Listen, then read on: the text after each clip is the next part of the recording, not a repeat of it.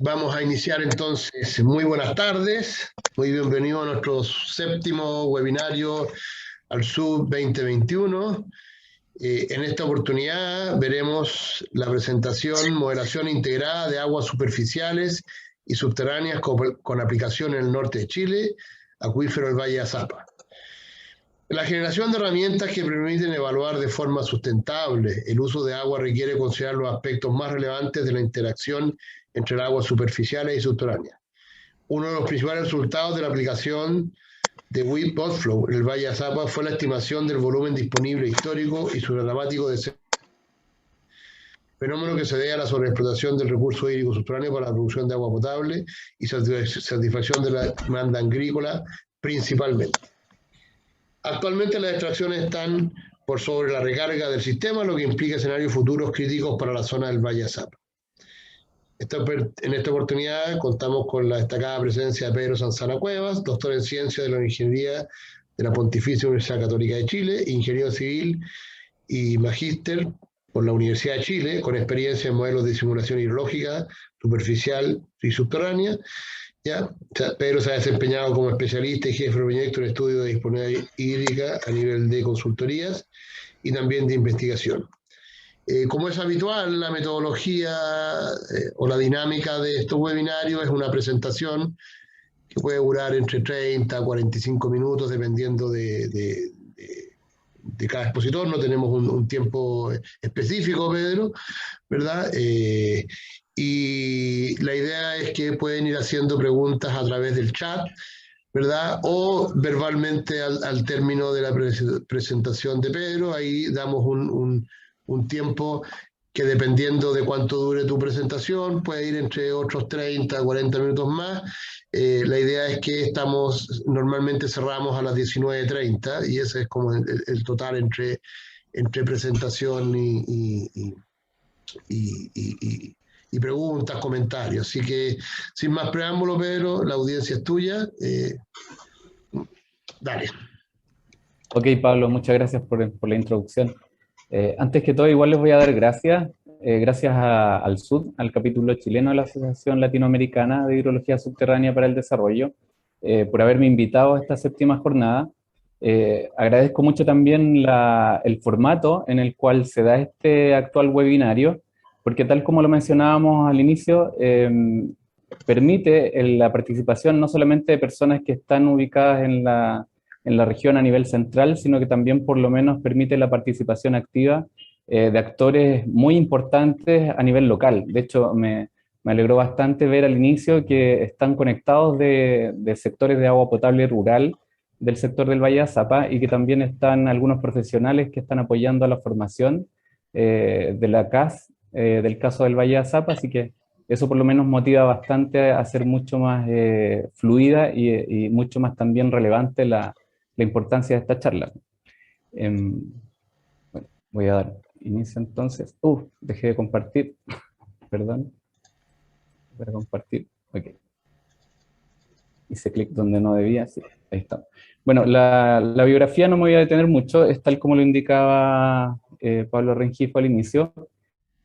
Sí voy a relevar un poco, es un curso que nos hemos dedicado a difundir a través de los estudiantes de pregrado y posgrado, que es el curso que creamos con el profesor Jorge Gironás en el Departamento de Ingeniería Hidráulica Ambiental, y que es el curso de Hidroinformática Aplicada, que este año llevaría su cuarta versión. Es un curso que se dicta a través de la Universidad Católica, pero que también ha tenido recepción en alumnos de otras universidades, de la Universidad de Santiago. Este año tenemos alumnos por intercambio de la Universidad Federico Santa María, y la idea sería que esta integración y esta difusión, por lo menos, de este tipo de herramientas pudiera seguirse dando en el tiempo. Así que solamente voy a mencionar eso. Desde el punto de vista de estructura, de cómo está el contenido de la presentación, son dos pilares fundamentales. El primero tiene que ver con una base teórico-conceptual que introduce un poco a los temas de modelación integrada. Entonces, si hay estudiantes o hay personas del área de investigación que estén vinculadas más bien a estas temáticas, le va a ser bastante de interés este primer pilar. Y posteriormente vendría un segundo pilar donde hablamos de la aplicación de modelación integrada, superficial y subterránea, en un caso específico del Valle de Azapa, que fue por lo menos un proyecto que ya finalizó, que mandató la Dirección General de Aguas y que ahí les voy a dar un poco algunas referencias de dónde podrían encontrar más información hoy día de este proyecto. La motivación base de la modelación integrada tiene que ver con la idea de generar herramientas que ayuden a la planificación sustentable. O sea, hoy día el objetivo de un plan, el objetivo de un diagnóstico, no es la herramienta en sí, sino que al revés, la herramienta quiere apoyar al plan, quiere apoyar a realizar un mejor diagnóstico. Y de esta manera también evaluar distintos escenarios, escenarios históricos, que permiten ser calibrados y validados a nivel de herramienta, y que después nos permiten llevar a cabo una proyección futura para evaluar distintas alternativas que pueden ser de tipo estructural, no estructural, o también evaluar el impacto de algunas medidas de gestión. Como por ejemplo, solamente ahí puse un caso que podría ser el prorrateo de los derechos, ¿ya? ¿Qué ocurre o qué podría ocurrir en el sistema si es que seguimos extrayendo el agua de la misma manera en la que la hemos extraído hasta ahora, o qué ocurriría si es que llevamos a cabo medidas de gestión, que no necesariamente tienen que ver con medidas estructurales, sino que tienen que ver más bien con organizarse de una forma distinta y llevar a cabo ciertas medidas que podrían ser efectivas en el mediano y corto plazo, y podrían dar también una respuesta beneficiosa en términos de tener un acuífero mucho más sustentable. También la idea es mejorar el conocimiento y el entendimiento de la interacción a nivel superficial y subterráneo, entender que existen dependencias de un sistema sobre el otro. Si me falta el agua a nivel de superficie, voy a mirar mi fuente subterránea como una fuente alternativa, la cual voy a explotar y voy a tratar de extraer de ahí la cantidad de agua suficiente para satisfacer mis demandas a nivel de cultivo, o satisfacer mis demandas también a nivel de consumo humano, ¿ya? Entonces, eso es un poco la motivación a nivel general, y también ver el contexto a nivel país. Nos damos cuenta que existen ya varios acuíferos que están declarados como zonas de restricción, y también otros tantos que están declarados ya derechamente como zonas de prohibición, ¿ya? Y este sería el caso del el acuífero del Valle de Azapa, que ya no se pueden entregar más derechos, digamos, ni permanentes ni provisionales. Ese sería el caso del acuífero que estaríamos estudiando. Los pilares fundamentales de la modelación integrada, y aquí esto es importante definir qué vamos a entender en este contexto, en esta presentación como una modelación integrada. Vamos a entender aquel modelo que es capaz de considerar la mayor cantidad de información del dominio superficial, y también la mayor cantidad de información del dominio subterráneo, donde ambos dominios van a ser modelados, cada uno con un modelo distinto, y entre ellos van a interactuar, ¿ya? Entonces, el dominio superficial lo vamos a caracterizar por las forzantes climáticas, cobertura, tipo de suelo, topografía. Vamos a recopilar toda esa información y nos va a permitir describir de cierta manera todo lo que ocurre desde el punto de vista físico, climático también, a nivel de superficie. Desde el punto de vista del nivel subterráneo, también acá vamos a querer caracterizar nuestro dominio subterráneo a través de sondajes, unidades geológicas, perfiles geofísicos. Toda la información que nos permita a nosotros caracterizar este dominio, la vamos a incorporar en este aspecto. Existen interacciones que hacen que ambos dominios se comuniquen.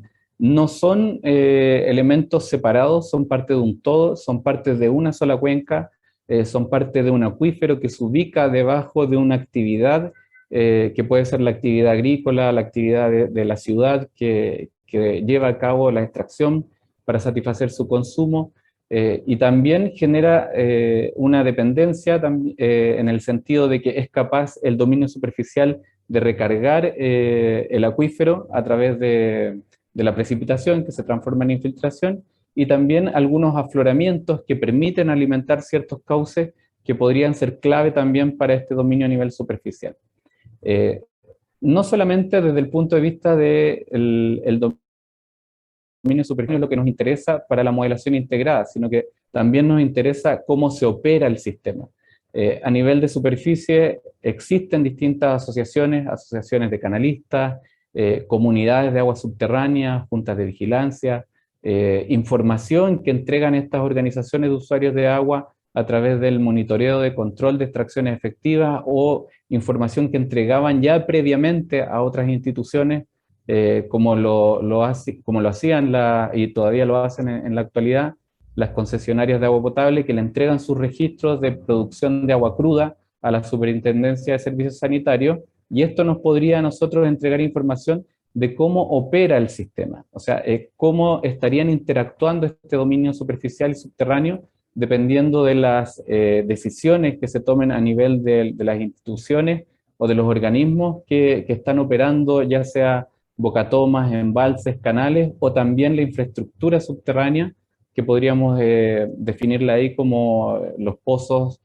baterías de pozos, drenes también que podrían estar alimentando un cierto cauce, y todo esto nosotros debiéramos ser capaces de integrarlo de alguna manera en un modelo que nos permita a nosotros dar una herramienta sólida y una herramienta robusta a aquellos planes o a aquellos diagnósticos que se requieran en el territorio. Toman gran relevancia acá los actores a nivel local, en este caso específico de Arica, la COMCA, la COMCA y también las concesionarias de agua, que en este caso sería Aguas del Altiplano, y lo que está en formación actualmente, que es la Comunidad de Aguas Subterráneas, apoyado hoy día por un proyecto de la CNR. De hecho también estaba conectado uno de los profesionales que está apoyando este proyecto, en donde la Comisión Nacional de Riego está fomentando la creación de esta CAS, muy atinada, por cierto, porque nos entregan más elementos desde el punto de vista de la gobernanza para poder hacer una mejor gestión del recurso hídrico. O sea, nosotros hoy día nos vamos a centrar un poco más bien en la parte técnica, cómo llegamos a evaluar estos distintos volúmenes, cómo se satisfacen las distintas demandas de los actores principales que están en la cuenca y en el valle, pero también desde el punto de gobernanza hay otro tema que es muy atingente en el caso del Valle de Azapa y que tiene que ver con esta conformación de la comunidad de aguas subterráneas. Eso no podía dejar de mencionarlo. Desde el punto de vista de modelos, ya si nosotros queremos ver las herramientas que tenemos para simular el sistema superficial y también el sistema subterráneo, acá podríamos entenderlo como lo plantea Bartel en una publicación del año 2006, es donde un modelo A, vamos a pensar que podría ser aplicado al caso del sistema superficial, podría estar recibiendo ciertos inputs de entrada, ya podríamos decir que recibe ciertos impulsos de entrada, y también genera ciertos caudales o parámetros de salida, y no solamente de salida del sistema, que podríamos entender esto como los caudales que van a dar a la desembocadura, caudales que salen del sistema, o también caudales que evaporan, evapotranspiran desde el sistema, podrían ser todas estas consideradas como salidas del sistema. También genera una cierta cantidad de agua que podría ir a dar al sistema subterráneo, y que el modelo B, que podríamos estar nosotros utilizando para la parte subterránea, lo podría estar sintiendo como parte de sus entradas, ¿ya?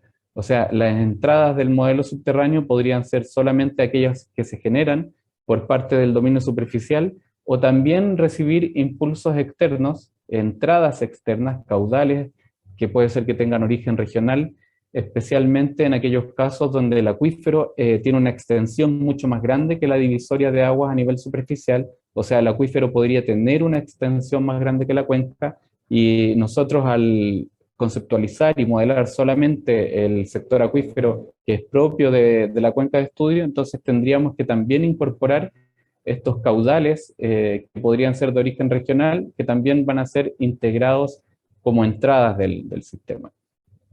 Este otro modelo a su vez también estaría respondiendo con caudales de salida, por ejemplo podrían ser caudales de salida subterráneo hacia el mar, y también ciertos caudales de afloramiento que podrían ir a dar y retroalimentar este sistema superficial. En este caso nosotros lo estaríamos esquematizando con un modelo tipo A, ¿ya? Hay muchos programas que hoy en día han comenzado a entregar estas facilidades. SWAT es uno de ellos. Hay una herramienta en QGIS que actúa como un complemento y permite la interacción entre SWAT y Modflow. Es una de las publicaciones y de los artículos que está dando vuelta hoy día y que está comenzando a ser utilizado en distintos sistemas. También otra de las herramientas que se ha sabido desarrollar bastante bien a la par de la modelación integrada, incorporando distintos plugins, incorporando distintos paquetes también de los modelos de agua subterránea, tiene que ver con WIP, en donde en cada uno de los pasos realiza lo indicado anteriormente y es capaz de retroalimentar al modelo subterráneo, y el modelo subterráneo también es capaz de responder de vuelta al modelo superficial a través de afloramientos o de caudales de bombeo y entregar un caudal que nos va a permitir estimar cuánto es la satisfacción de las demandas en los distintos usos que nosotros estemos definiendo a nivel de superficie.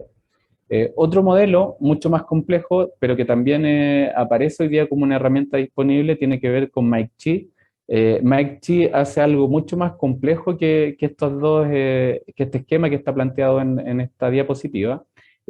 Hace la simulación a nivel hidrológico, hace la simulación a nivel subterráneo, pero entre medio también tiene la posibilidad de hacer el rastreo y el ruteo a nivel hidráulico, ¿ya? De lo que estaría ocurriendo en la caja del río, y eso lo hace un poquito más complejo desde el punto de vista computacional, mucho más intensivo también, y desde el punto de vista de cantidad de información y preparación para este tipo de herramientas también lo hace mucho más costoso, ¿ya? Desde el punto de vista de tiempo e incluso también desde el punto de vista de licencia, ¿ya? O sea, mucho más costoso que los dos anteriores.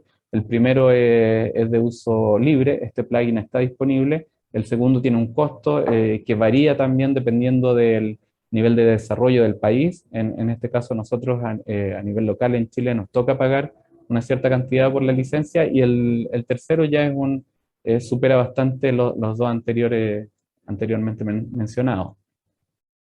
Hay distintos niveles de integración o cómo se ha tomado esta estrategia para llevar a cabo la modelación acoplada paso a paso. Un esquema tiene que ver con un acople externo, llama este primer caso, donde para cada paso de tiempo se resuelve el modelo a nivel de superficie. Este modelo a nivel de superficie entrega ciertos valores que vienen a funcionar como condiciones de borde para el modelo subterráneo. Podríamos mencionar en ellos el caso de las recargas, niveles en el río que después también podrían actuar a través del paquete River. O sea, toda esa información que estaría siendo procesada en el modelo a nivel de superficie, después estaría retroalimentando al modelo en el nivel subterráneo. Este modelo a nivel subterráneo también podría recibir todas estas condiciones de borde y entregar una respuesta directamente al modelo superficial, y este modelo superficial después volver a buscar una solución con las nuevas condiciones de entrada para ese paso de tiempo y retroalimentar después posteriormente en un paso siguiente al modelo subterráneo. En este paso, donde existe la interacción entre ambos nodos, no estaría existiendo una verificación de que los flujos son capaces de entregarse o no. Sería un acople externo. Hay ciertos casos donde, debido a la distinta conceptualización de los flujos, por ejemplo, en WIP se estarían haciendo balances a nivel de nodo, balances a nivel de segmento, y en el caso del modelo de aguas subterráneas, Modflow, se estaría haciendo una estimación a través de Darcy, considerando la conductancia del lecho y la diferencia de cota entre el nivel del río y entre el nivel de las aguas subterráneas, para obtener ese caudal de infiltración. Estas dos conceptualizaciones distintas podrían ser que fuercen a que el modelo de agua subterránea requiera más agua de la que hay disponible en el río, dependiendo de qué tan bien o qué tan mal nosotros alimentamos de información a este modelo superficial. Acá toman importancia y relevancia las curvas de descarga, que son las que nos vinculan el caudal con altura, y si le estamos dando una curva de descarga que no es la apropiada, podría ser que de manera segura tengamos este tipo de problemas y después se levanten como advertencias al final de evaluar este tipo de sistemas. Otro enfoque mucho más sofisticado sería hacer una iteración en cada uno de los pasos de tiempo, si es que no hay la suficiente agua en el río para cumplir la satisfacción, para satisfacer la infiltración del modelo de agua subterránea, entonces se podría llevar a cabo una iteración hasta converger hasta un cierto grado de error, y ahí podríamos nosotros pasar al paso siguiente. Nosotros nos vamos a centrar solamente en el primer enfoque, que es la herramienta que hoy día permite por lo menos trabajar de forma directa en el acople de WIP y Modflow, y también hay otros casos de aplicación, y aquí no quiero dejar de mencionar un poco experiencias nuevas a nivel país también que se han estado desarrollando. Una exalumna del profesor Gironás también hizo una tesis de magíster que se llama Making Swim and Modflow Dance Together. Entonces, hacer esto ya no solamente enfocado a la parte de planificación de aguas, que podría ser un modelo de planificación a escala mensual, sino que mirarlo también desde el punto de vista de las tormentas, ¿ya? ¿Qué ocurre con estas tormentas, con su infiltración, cómo esta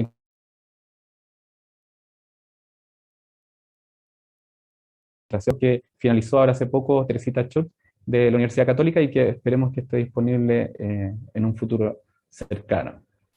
Si lo conceptualizamos desde el punto de vista y nos abstraemos del sistema, que es lo que nosotros hoy día estamos modelando, pensamos la cuenca, este nivel de cuenca, que es nuestra unidad básica de estudio, podría ser que nosotros separemos esta unidad de cuenca en distintas unidades hidrológicas, entendiendo por unidades hidrológicas los distintos elementos espaciales que podemos extraer de una cuenca. O sea, si estamos en la alta cordillera, podrían ser bandas de elevación, que son coherentes con los procesos de alta cordillera, derretimiento nival, acumulación, glaciares.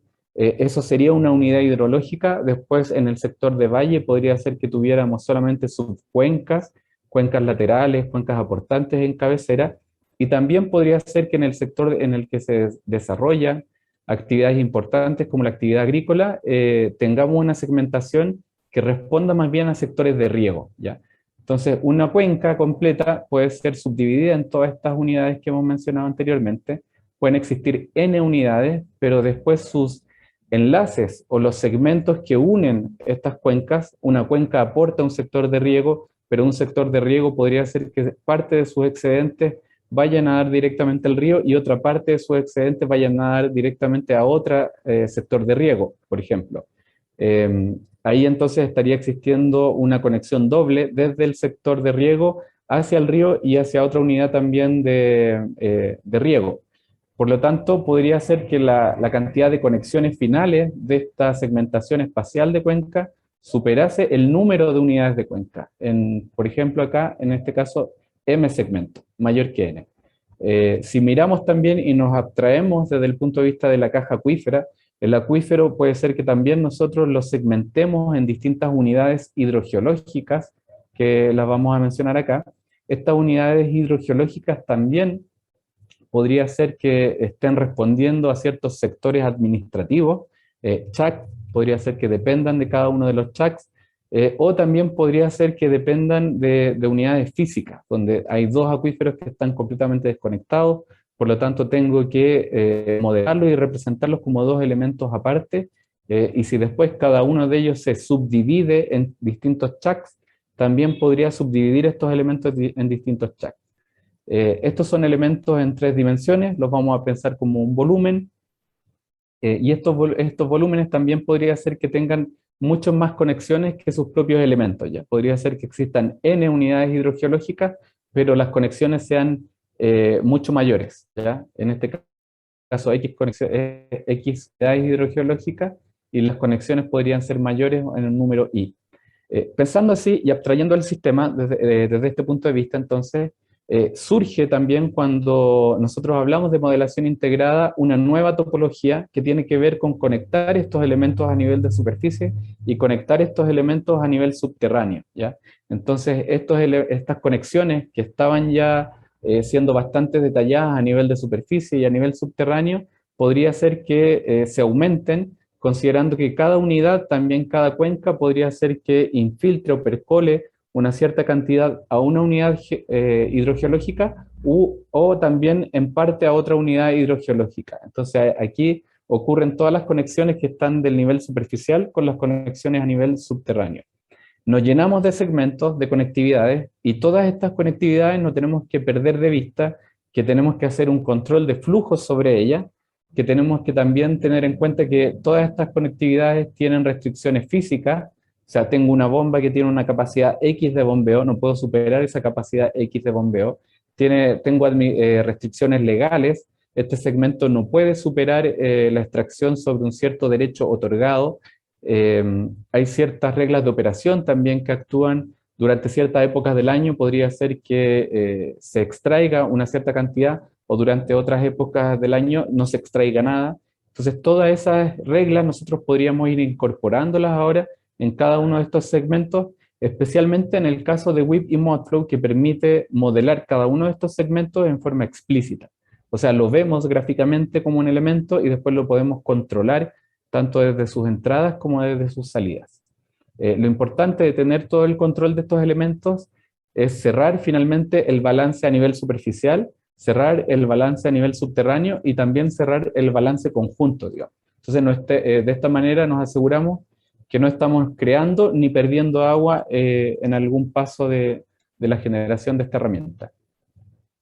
Esto se ha ido complejizando un poco más porque también depende del punto de vista de qué preguntas nosotros queremos responder.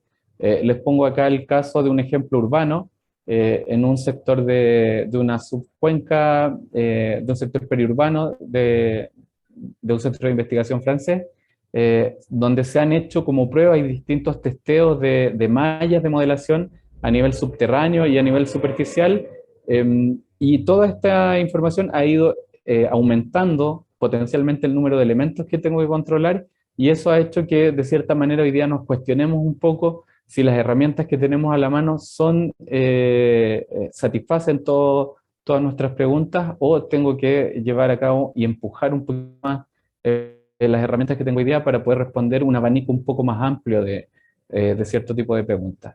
Esto tiene un origen en aspectos urbanos y periurbanos, porque el centro de investigación donde se desarrolla esto está más bien orientado a este tipo de medio ambiente, el medio ambiente hídrico desde el punto de vista de interacción, agua-ciudad. Entonces, por eso ellos también se dedican un poco a pensar más esto, cómo lo podrían resolver en cierto tipo de ambientes específicos.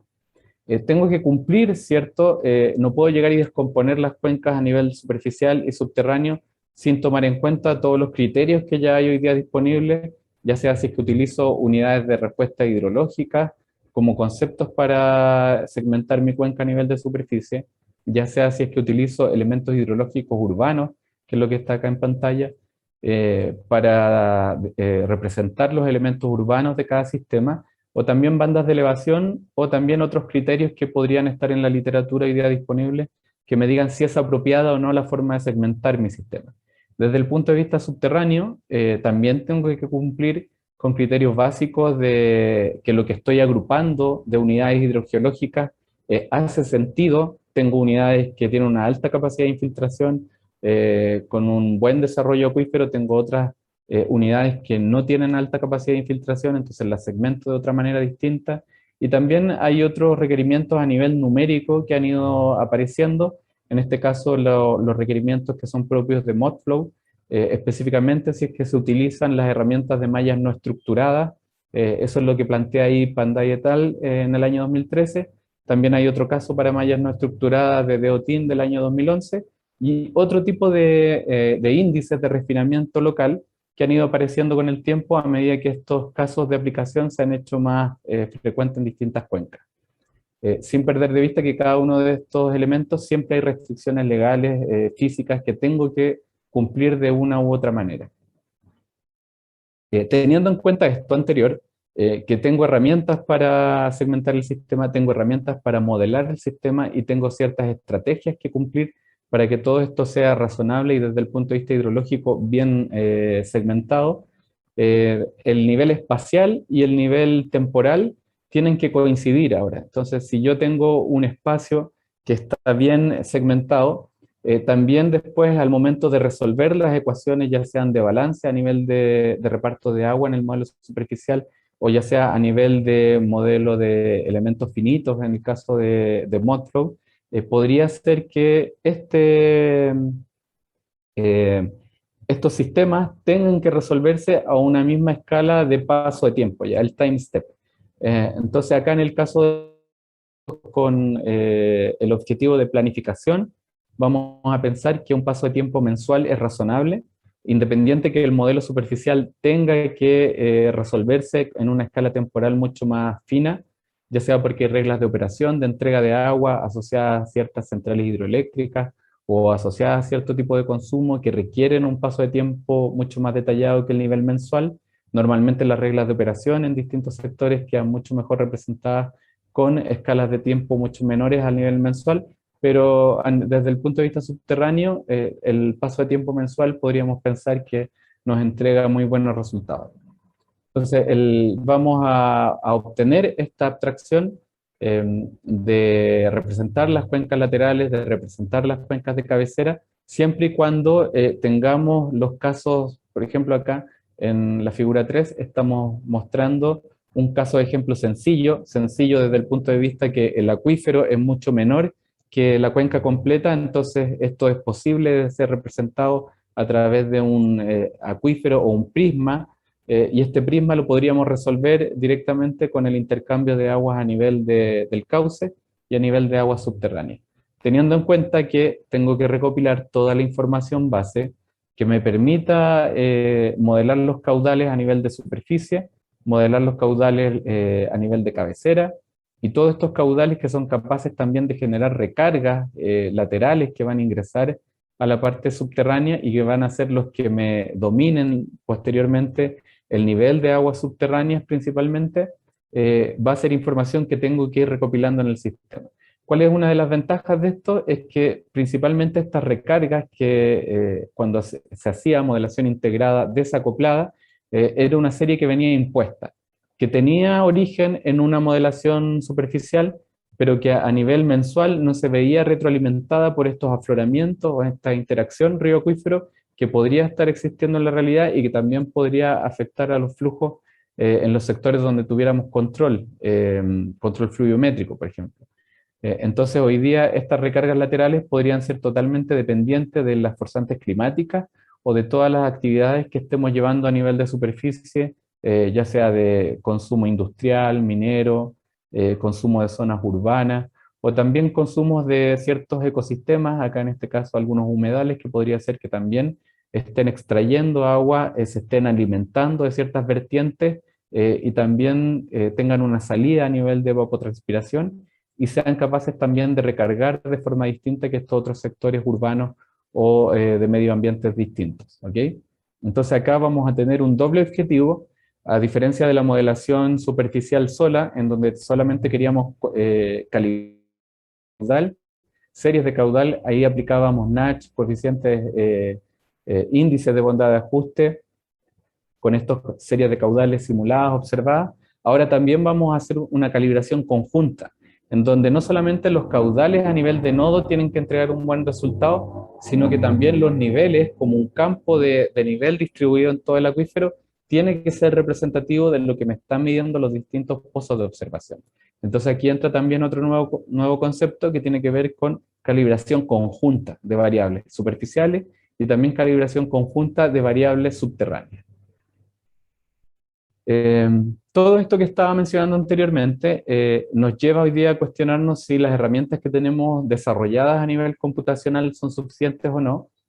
Hay ciertos casos y ejemplos donde esta temática ha dado para desarrollar también trabajos de investigación. Aquí hay un caso que se los menciono, GeoLinkage. GeoLinkage es una herramienta que desarrolló un ingeniero civil en computación, Felipe Troncoso.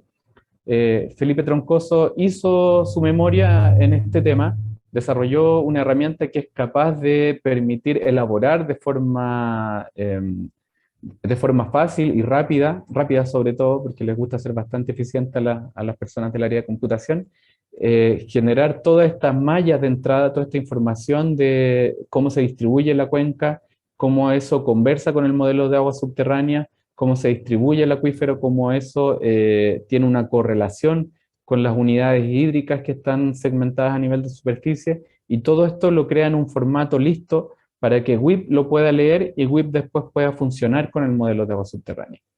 Actualmente, Teresita Chud y Felipe Troncoso están desarrollando el tutorial Esto es una cooperación entre el Departamento de Ciencias de la Computación de la Universidad de Chile y el Departamento de Ingeniería Hidráulica Ambiental de la Universidad Católica, ambos dos exalumnos de Jorge Gironás y de Nancy Hitchell, de las universidades mencionadas, y esperemos que esto después se pueda publicar y compartir con todos los presentes.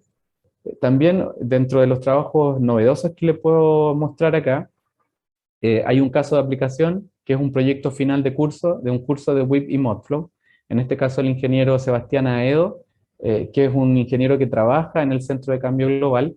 Él fue alumno de este curso y está llevando a cabo un trabajo de aplicación en Isla de Pascua, donde existe esta interacción del volumen, donde el volumen del acuífero depende también de la cantidad de recarga que tiene y de la interacción también de agua con el mar.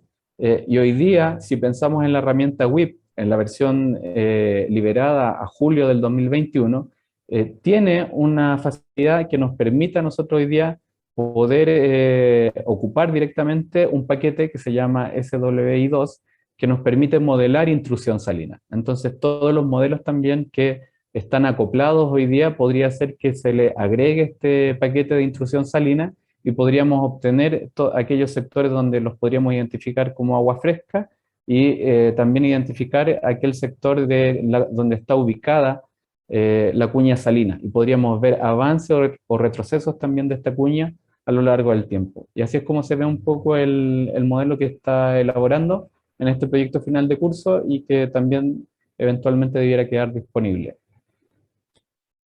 Todo este trabajo que he mencionado anteriormente es producto de un grupo interdisciplinario, o sea, nos hemos juntado también a conversar con Felipe Troncoso, Nancy Hitchell, que es del Departamento de Computación de la Universidad de Chile, con Diego Seco, José Fuentes y Andrea Rodríguez, que los tres son ingenieros en computación, ingeniera en computación Andrea Rodríguez de la Universidad de Concepción, y también con Isabel Bro y Jorge Gironás, que son investigadoras y académicos, uno investigadora del IFSTAR, Isabel Bro, y Jorge Gironás, profesor de la Universidad Católica.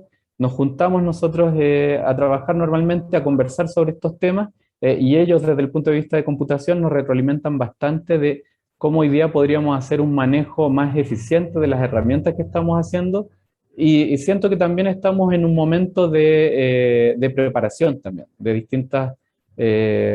distintos complementos que nos van a permitir que el día de mañana esto que hoy día se prepara de forma compleja sea por lo menos mucho más transferible de manera más fácil a usuarios finales, digamos, y no en estadios como estamos hoy día, que es un poco complejo de leer incluso. Ahora, dejando esa primera parte que tenía que ver con una base teórico-conceptual, vamos a ver un poco más bien aplicación de esto, esto que se veía tan en la teoría, cómo se ve aterrizado al caso del Valle de Azapa. Lo que voy a presentar ahora tiene que ver con una publicación de la reunión de participación ciudadana final del proyecto de diagnóstico para la gestión de explotación del acuífero del Valle de Azapa. Esta presentación está disponible en línea, ahí en el enlace que ustedes ven en pantalla.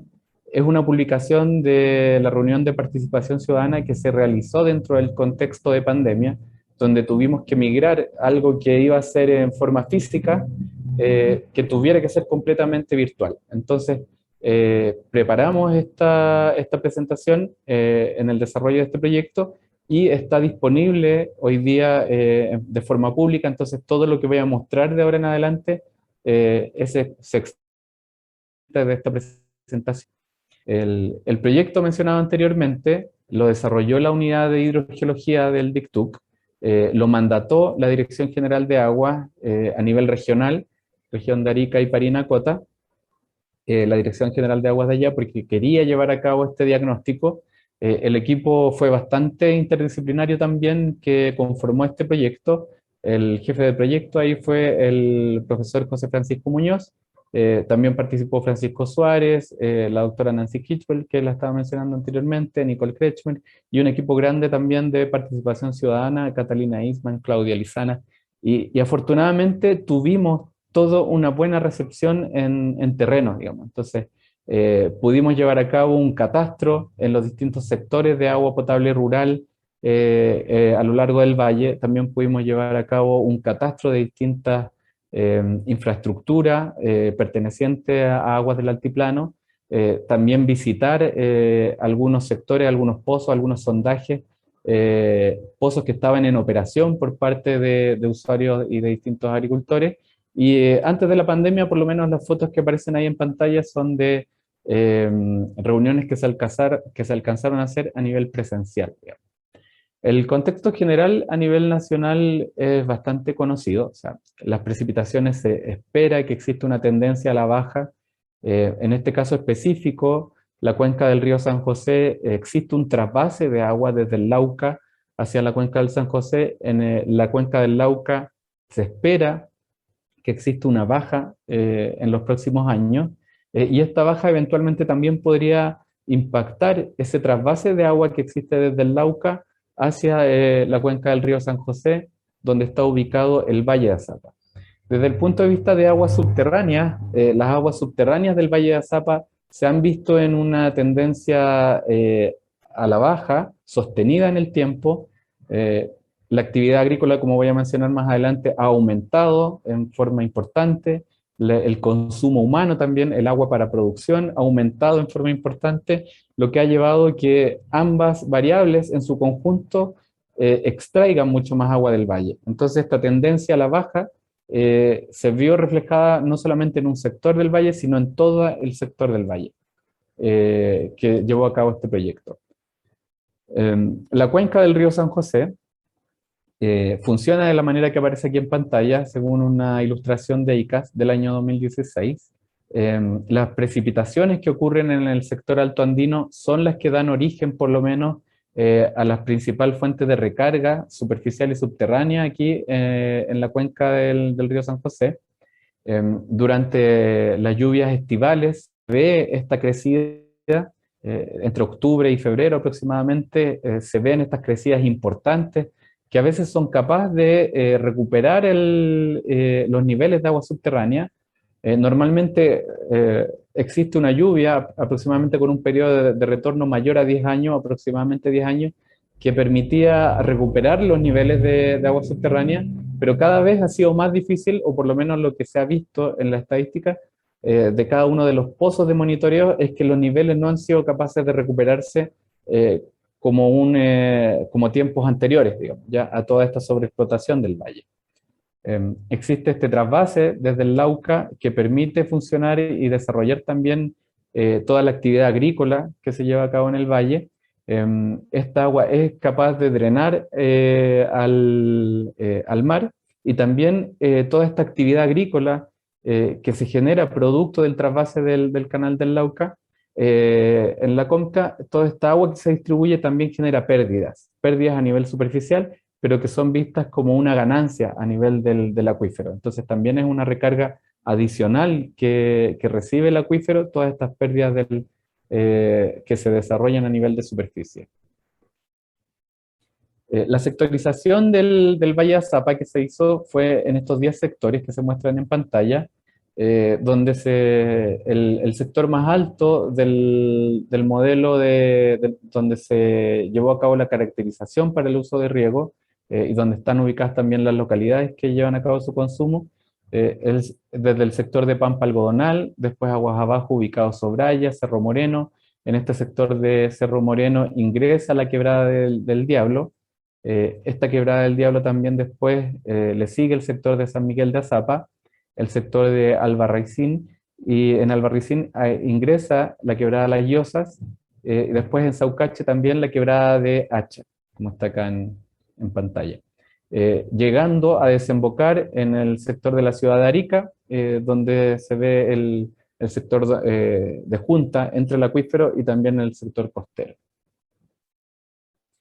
Aquí un par de sets fotográficos también que aparecían en esta presentación de participación ciudadana, de lo que se hizo de levantamiento en terreno. Acá está el sector de la PR San Miguel, bastante importante la infraestructura que tienen en el sector, y bastante necesaria también de proteger, digamos, proteger de este descenso sostenido en el tiempo, porque alimenta de cierta forma una gran parte del valle, del sector rural del valle, que también depende de estos caudales de agua, así que por lo tanto ellos se ven bastante beneficiados de cualquier actividad que se pueda llevar a cabo aquí en favor de la protección de las aguas subterráneas. La infraestructura actual hoy día en el valle es bastante alta, o sea, nos tocó encontrarnos con algunos usuarios también que tenían monitoreado ya completa en forma remota, en línea. Ahí nos mostraba en la empresa agrícola Lombardi cómo medían ellos sus caudales de extracción, cómo tenían automatizado también el nivel estático, el nivel dinámico, que lo obtenían ellos a través de información remota. Y esta información después ahora es fácilmente acoplable también con los requerimientos de la DGA por el control efectivo de aguas. Para llevar a cabo este diagnóstico se utilizó la herramienta de WIP y Modflow. Esta herramienta de WIP acoplada, como se indicó, teniendo en cuenta toda la premisa de la primera parte de esta presentación, también se consideraron los documentos base de la Dirección General de Aguas que ha elaborado respecto al tema para poder llevar a cabo esta acople. Ahora este tipo de herramientas no solamente lo están utilizando en sectores públicos, sino que también en la parte privada para llevar a cabo sus manejos, instituciones públicas y privadas, y también para la planificación sobre todo. Es algo que se está utilizando hoy en día. La estrategia de modelación fue separar la cuenca del río San José en el sector de la cuenca alta y en el sector de ciudad y valle. Esto se hizo porque en el sector de la cuenca alta las precipitaciones que ocurren son bastante acotadas en el tiempo, o sea, ocupar un paso de tiempo mensual para los dos sistemas no era recomendable, entonces se segmentó la parte alta para tener un modelo a escala diaria, y se segmentó la parte media del valle para tenerla a una escala de tiempo mensual que es compatible con los procesos que ocurren a nivel subterráneo y que podía integrar toda esta información del modelo a nivel de superficie en un nodo de cabecera, ¿ya? Entonces se corre primero el modelo a nivel de la cuenca alta de San José y posteriormente se alimenta también el modelo del sector de ciudad y valle.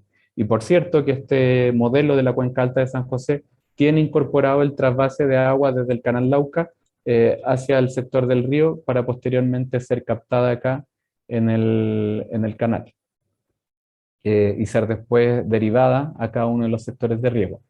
Desde el punto de vista superficial, el modelo se operó a derecho, o sea, se tiene una estadística de cómo el canal extrajo agua durante todo el periodo del tiempo de modelación, y también se tiene información de las acciones de cada uno de los regantes aguas abajo, por lo que se tomó en cuenta toda esta información, se operó a derecho el modelo, tomando en cuenta las acciones y el reparto histórico, y la infraestructura a nivel subterráneo se operó a déficit, a demanda, ¿ya? O sea, cuando no hay agua suficiente para a nivel de superficie, se procede a activar los pozos. Los pozos son capaces de extraer una cierta cantidad de agua, limitada por el derecho de cada uno de los usuarios, y esa agua es capaz también de regar cierta parte del valle. Entonces, esa es la forma base en la que se conceptualizó el sistema para este proyecto de diagnóstico. Desde el punto de vista de demanda de agua potable, se recopiló toda la información pública por parte de servicios sanitarios de la superintendencia. La superintendencia se ve alimentada con la información de aguas del altiplano, por lo cual nosotros pudimos acá reconstruir la información, por lo menos desde el año 2004 aproximadamente, con registros entregados por la Superintendencia de Servicios Sanitarios de cuánto es el agua que se estaba produciendo en cada uno de los pozos de la sanitaria. Y de ahí hacia atrás, hacia el pasado, hicimos una reconstrucción histórica a partir de los censos y a partir de la dotación de cada uno de los sectores donde se está estudiando, y ahí por lo menos llevamos a cabo toda esta reconstrucción de distribución de agua a través del tiempo que era posible reconstruir para estimar la serie de consumo de agua potable. Después está la demanda de agua potable rural, la otra era la demanda de agua urbana. El agua potable rural, lamentablemente no existen tantos registros históricos como es el caso del agua del altiplano, así que tuvimos que hacer una estimación indirecta. Hoy en día sí se tiene una buena estimación, de los distintos valores de caudales que están extrayendo, especialmente en el sector de San Miguel de Azapa. Ahí pudimos estimar un caudal de consumo histórico del orden de 1,7 litros por segundo, hoy día mucho más alto. Por cierto, este es un promedio entre 1985 y 2018, pero hoy en día ese valor es más alto del que el que está mostrado en pantalla, y ese es uno de los principales focos, diría yo, San Miguel de Azapa, Cerro Sombrero, Las Maitas y Sobraya, de lugares que hay que proteger por lo menos para para poder abastecer los sectores de agua potable rural. La demanda agrícola se caracterizó tomando en cuenta toda la información de los catastros frutícolas y censos agropecuarios que hay en la zona. Se separó en tres, cada uno de los sectores mencionados anteriormente se separó en tres nodos que estaban asociados a la producción frutal, a la producción de hortalizas o a la producción de hortalizas en invernadero, que la hortaliza, todo esto es sector de invernadero, si bien históricamente antes del 2015 no tenían un área importante, posterior al año 2015 aproximadamente, comienzan a tener una cobertura bastante grande y no despreciable en el valle. Entonces se llevó a cabo esta representación, está operado de la manera que dije anteriormente, o sea, saca agua del canal, acá representado en un segmento naranjo, extrae el agua para satisfacer su requerimiento, y en caso de no obtener todo el agua suficiente desde este canal, se alimenta y se abastece del agua subterránea, ¿ya? Esa es la manera en la que funciona. Alguno de sus retornos también podría ser eventualmente que vayan a dar en parte hacia el agua, hacia el acuífero, y otra parte podría ser también que estuvieran ligadas directamente con algunas recuperaciones en ciertos sectores del canal. La demanda agrícola, como lo mencioné anteriormente, se extrajo, aquí un ejemplo, el catastro frutícola del año 2019, o sea, información bastante actualizada, donde la principal especie es el olivo, que es lo principalmente que se cultiva ahí en la zona, clásico también del sector del Valle de Azapa. Y también, como les mencionaba anteriormente, la aparición de los sectores protegidos en invernaderos, estos cultivos protegidos, que también a partir del año 2015 aproximadamente después comienzan a tener una aparición bastante importante, ¿ya? Y a la fecha estaríamos hablando de cerca de 1.500 hectáreas protegidas con esta tecnología. La demanda agrícola y sus distintos métodos también se recopiló de la información anteriormente mencionada. Cada uno de los sectores de riego, Saucache, Albarricín, San Miguel, Cerro Moreno, Sobraya, Pampa Algodonal, tienen un aumento en el tiempo. Acá están mostrados en azul, perdón, en azul para el periodo 1985-1996, en naranjo para el periodo 1997-2007 y en gris para el 2008-2018. O sea, todos tienen un crecimiento con esta tendencia de distintas políticas también que se han implementado en el valle, políticas de fomento al aumento de la agricultura, y esto se ha visto reflejado en la reconstrucción histórica de las hectáreas de riego. O sea, hoy día a la fecha podríamos estar hablando aproximadamente de 3.000 hectáreas de riego de superficie, donde la superficie potencial que hoy día están viendo podría ser incluso mayor, que era un poco lo que levantaban también en algunas reuniones de participación ciudadana, que algunos sectores que no eran tradicionalmente de uso agrícola, hoy día estarían pasando a tener esta característica, digamos. Entonces, eso era lo que por lo menos logramos recopilar. Y también las eficiencias de riego son bastante altas. También durante el último periodo han tendido a aumentar. Entonces, ha aumentado la cantidad de áreas, pero también se han hecho mucho más eficientes también en el manejo de sus aguas. La satisfacción de la demanda agrícola, si es que la revisamos en forma gráfica, nos vamos a dar cuenta que a través de toda esta información que mencionamos previamente, existe toda una estimación indirecta de la demanda histórica del valle, que estaría en rojo, y de esa demanda histórica que está modelada, hay cierta parte que ha sido satisfecha.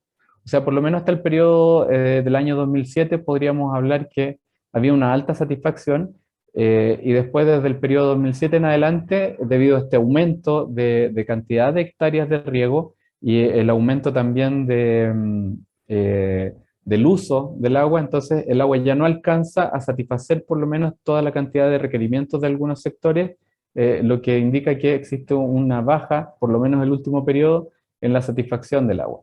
Eso considerando siempre solamente los derechos otorgados, o sea, pensando en que todos los sectores agrícolas solamente hacen uso del derecho que tienen otorgado. Digamos. O sea, vamos a pensar que este delta hoy día no está siendo satisfecho a través de otras vías. Digamos.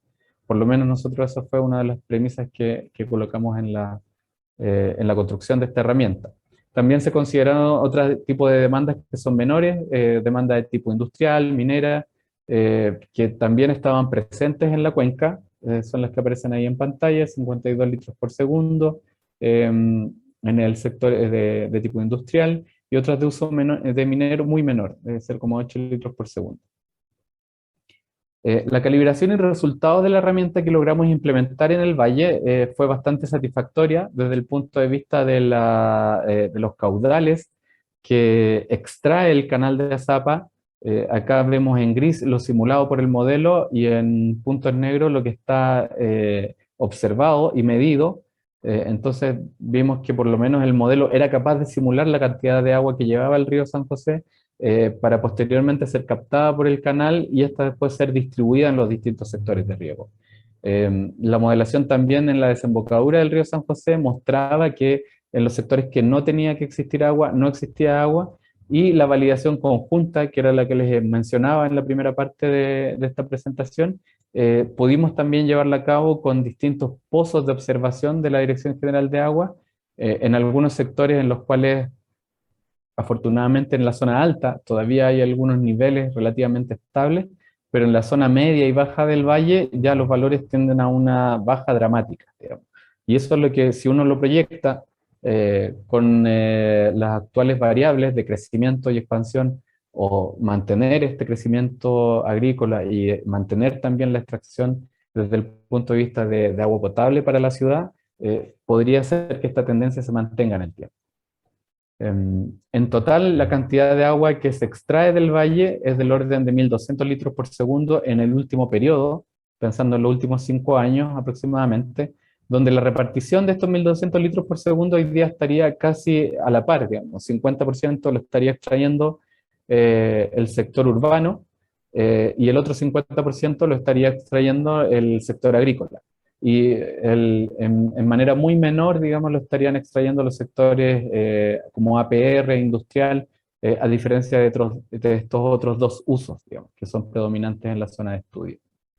Desde el punto de vista de balance, entonces aquí es donde ya nos empezamos a preocupar un poco, desde el punto de vista que hoy día tenemos estimadas cuántas son las entradas al valle. En aguas subterráneas tenemos un total de entrada, considerando la infiltración del río San José, recarga de cuencas laterales, la infiltración desde sectores agrícolas y pérdidas del canal, y entradas desde el mar, de un total de, esa es muy menor, y después puede ser que me detenga un poquito en este punto, pero el total de agua que se estimó como recarga para este acuífero es del orden de 1.046 litros por segundo. Y las salidas, que es lo que hoy día estaríamos hablando, afloramientos que han ido en descenso, vertientes donde antes existían vertientes ya no existen, o por lo menos muy poca gente se acuerda de ellos. Los bombeos han ido en aumento, promedio histórico del orden de 840 litros por segundo, pero para los últimos 5 años son sobre 1.200 litros por segundo, pensando que la recarga se ha mantenido relativamente estable. Hoy día está superando bastante la recarga natural del sistema. Entonces, en el fondo, si se mantiene este delta negativo entre mayor es lo que se saca a menor es lo que se ingresa, va a colocar en riesgo la sustentabilidad del valle en sí. Y es un poco lo que se vio también con los resultados de este diagnóstico, en donde se estimó un volumen, pero un volumen de modelación del sector del valle. Nos vamos a preocupar primero en la tendencia es a la baja. Existían ciertos eventos con un periodo de retorno aproximadamente de 10 años, crecidas importantes que recargan al valle de forma, con una gran magnitud. Sin embargo, estas recargas que existían históricamente no han sido capaces de volver a recuperar al valle con sus niveles que tenían históricos. Entonces, la cantidad de pozos que había colgados hoy día en el sector de zona ciudad y en el sector de la zona media eran bastante altos, y altos por razón, digamos. O sea, y porque las extracciones han ido en aumento, digamos.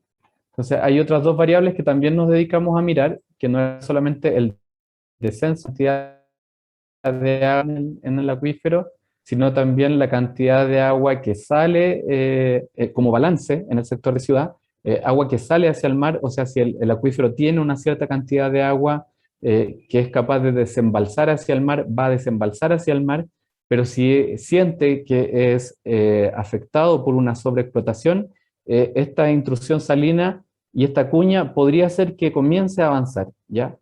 En el periodo histórico esto no se ha detectado, por lo menos hasta el momento, hasta la fecha, y es algo que sí se ha comenzado a ver o se podría comenzar a ver de manera mucho más acentuada durante los próximos años, ¿ya? Esto debido a mantener este desbalance, podría ser que tenga que existir un gradiente que haga que el agua ingrese al sector acuífero del sector de ciudad, y esto podría generar como grandes problemas, ¿ya? A pesar que existe una barrera con un valor de permeabilidad mucho más bajo, que existe, eso por fortuna, digamos, la geología del sistema tiende a proteger un poco el valle, pero la sobreexplotación va a generar lo que cualquier sobreexplotación puede generar, ¿no? Eh, Antiguos estudios, por ejemplo el estudio de la JICA de 1995, eh, decía ya en ese año que la vida útil del acuífero era aproximadamente 20 años, sin tantas herramientas ni tan sofisticado como es lo que estamos viendo ahora, y hoy día con más herramientas y con más sofisticación en la modelación, lamentablemente vamos a tener que casi responder lo mismo, si es que no se actúa de alguna manera, digamos, en poder reemplazar los insumos de cierto tipo de consumos. Por ejemplo, ya no pensar en solamente extraer la cierta cantidad de agua que requiero desde el valle, sino también hacer un intercambio, disminuir el bombeo en cierto nivel, poder hacer uso de ciertas aguas que hoy día se están desembalsando al mar, como son las aguas servidas, mirar ciertas fuentes adicionales también, como es desalar agua de mar, para poder darle descanso un poco al valle y permitir que se recupere un poco. Desde el punto de vista del escenario histórico, entonces, acá solamente también lo coloco como antecedente, la comparación con el proyecto de actualización del balance hídrico de la DGA fue bastante bueno, a diferencia de otras cuencas en el sector norte. En la parte alta, las recargas que estima el modelo BIC de la actualización del balance hídrico es del orden de 87 litros por segundo, y lo que obtuvimos nosotros con esta herramienta mucho más detallada a escala local era del orden de 96 litros por segundo. Por lo tanto, vamos a decir que es un error aceptable. El otro es un modelo a escala macrozona que entrega un valor razonable, así que por lo menos para este sector de la zona alta de modelación podría ser satisfactorio, digamos, y recomendable su uso. Problemas de disponibilidad, que son los que acabo de mencionar, se agravan fuertemente, no por la falta de herramientas que hoy día tengamos para modelar el sistema, sino más bien por problemas de gobernanza. Y esto solamente lo menciono como un antecedente, pero debería por lo menos conformarse y posicionarse de manera más activa, y ojalá lo antes posible esta comunidad de aguas subterráneas del Valle de Azapa, recibiendo la mayor cantidad de subsidios, recibiendo la mayor cantidad de herramientas que le permita hoy día imponerse en la zona también como un actor principal que permita actuar frente a estos antecedentes. Eso, o sea, la falta de esta comunidad de agua subterránea se ha notado y se va a notar mucho más si es que no se posiciona durante el próximo periodo. Ahora, comentarios finales. Hay formas simples o complejas de abordar una modelación. Nosotros acá acabamos de ver un ejemplo de cómo aplicar herramientas complejas para llevar a cabo el diagnóstico de un valle. Nos permite hoy día responder de manera certera preguntas que son mucho más complejas. Hoy día nosotros cuando se terminó este proyecto, no estaba disponible el paquete de intrusión salina, paquete que podría activarse ahora en la herramienta que está disponible. Y hay que entender que también este tipo de herramientas nos permite entregar soporte a la planificación y también a otro tipo de preguntas, que no son solamente planificación, sino también aspectos de sustentabilidad. O sea, podríamos irnos por la vía de escoger modelos mucho más simples, pero vamos a dejar fuera todo un conjunto de respuestas que tiene que ver con cuántos pozos estarían quedando secos, cuántos pozos estarían quedando colgados, cuánto es lo que se debiera profundizar en ciertos sectores para tener más seguridad en la extracción del agua y todo eso es lo que podría hoy día preguntarse también a esta herramienta que se armó en el proyecto de diagnóstico. Bueno, aquí solamente vimos que fuimos por esta hipótesis que la infraestructura a nivel de superficie, operar esta infraestructura, tiene cierto efecto sobre las napas, sobre los niveles de agua subterránea. Lo vimos acá reflejado en los resultados que acabamos de mostrar. WIP con Modflow es una de las tantas herramientas, no es la única herramienta que existe para llevar a cabo este tipo de modelaciones. Están los otros dos que mencioné anteriormente. Pero también hay que mencionar que WIP con Modflow, a raíz de los proyectos de planificación que se han llevado a cabo a nivel país, ha podido verse robustecido y aumentar su cantidad de herramientas con estos paquetes de intrusalina, activar también otros paquetes que antes no tenía activos, y se espera que en el futuro también se pueda aportar con otro tipo de herramientas para modelar también en detalle algunos tipos de ambientes que son claves, digamos, en el sistema. O sea, se pregunta mucho por las vertientes, por ciertos tipos de humedales, y hay ciertas herramientas que al incorporarse en este tipo de modelos también podrían ayudar a la respuesta de esos problemas a nivel de escala un poco más local. Aquí una advertencia base que tiene que ver con cuánto tiempo le dedico yo a elaborar este tipo de herramientas. Tiene que ser un plazo razonable. O sea, si uno revisa las recomendaciones de la EPA para planificación, la recomendación de otros autores o de servicios de evaluación ambiental también a escala local, indica una cierta cantidad de meses que tienen que tener estas tareas de levantamiento de información, implementación en el modelo, después contraste con los usuarios a nivel local, y eso hay que respetarlo, digamos. O sea, si hoy día estamos queriendo implementar toda esta complejidad en pocos meses, vamos a tener que pagar ciertos costos, digamos. Y esos costos puede ser que vayan en desmedro de la herramienta en sí, cuando no es un problema de la herramienta, sino como nosotros estamos tratando hoy día de implementar estas herramientas. Interacción río-acuífero también somos capaces de responder de manera mucho más certera con este tipo de programas. Podemos también obtener recargas al acuífero que son completamente ahora dependientes de forzantes climáticas y de reglas de operación del sistema. Cosa que antes había que volver a pasar por el modelo a nivel de superficie, operarlo, tener esta serie y esta serie imponerla después en el modelo subterráneo. Bueno, lo de SWI2 de intrusión salina ya lo mencioné.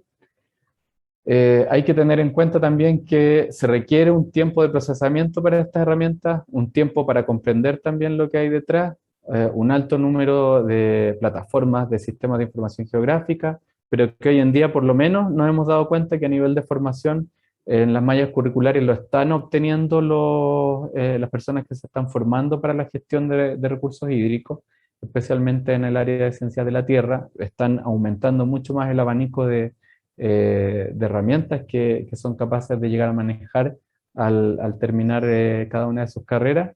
Y también después cada uno de los programas de especialización, digamos, hablamos de diplomados, se están especializando más. Y la idea también es crear capital humano avanzado en los sectores donde no los hay. O sea, que también puedan verse apoyadas la comunidad de agua subterránea, las distintas organizaciones de usuarios de agua por profesionales que tienen mucho mayor conocimiento a escala local y poder interactuar con ellos. O sea, aquí algo básico es aprender a conversar, no solamente con personas que son de nuestra misma área, sino que también aprender a conversar con personas de otra área y que a través de estos proyectos que requieren un poco de interdisciplina se pueden obtener resultados mucho más completos, digamos. Y ahí hay una fotografía de Arica, en su máximo esplendor, y también al lado una visualización de la herramienta implementada. Así que eso, espero haber explicado bien todos los puntos que me propuse. Muchas gracias, Pedro, por tu completa, interesante presentación.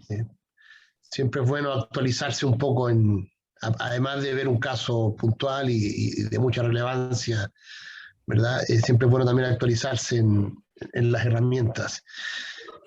Bueno, de acuerdo a nuestro programa,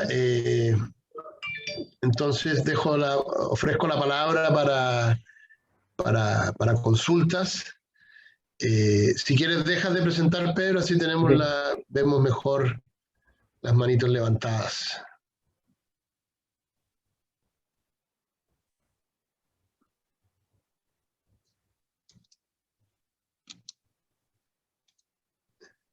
Eugenio. Gracias. Primero, felicitarte, Pedro, por tu presentación, tu explicación, y por otro lado, manifestar lo contento que significa uno desde el punto de vista profesional ver cómo se han ido desarrollando herramientas que son cada vez más poderosas y más representativas de la realidad, con todo lo que significa el entender que son herramientas, tal como tú lo presentaste. Pero respecto al caso de Arica, que me parece súper interesante el análisis que ustedes han hecho, quería como llevarte a una visión un poquito distinta. ¿Cuál es tu opinión? Porque el análisis que ustedes hicieron respecto de este consumo progresivo del volumen que ha ido produciéndose a nivel de agua subterránea y que podría afectar la intrusión salina a nivel de desembocadura, en las líneas que tú mostraste en los últimos gráficos, podría compensarse sobre la base de aplicar lo que a nosotros nos encanta, pero que es tan poco bien recibido, en el sentido de que es tan resistido ese pensamiento a nivel de este país, nuestro país, en la línea de la gestión dinámica de los acuíferos, ¿ya? Si nosotros en el fondo entendemos estos 600 millones de metros cúbicos como un volumen de un acuífero conectado, es lo que yo entiendo, y sacando del orden de los 1.200 litros por segundo, no sé si todo es del acuífero o es la combinación superficial subterránea, es lo que entendí que era tu consumo. Del acuífero. Eso significa... ¿Sí?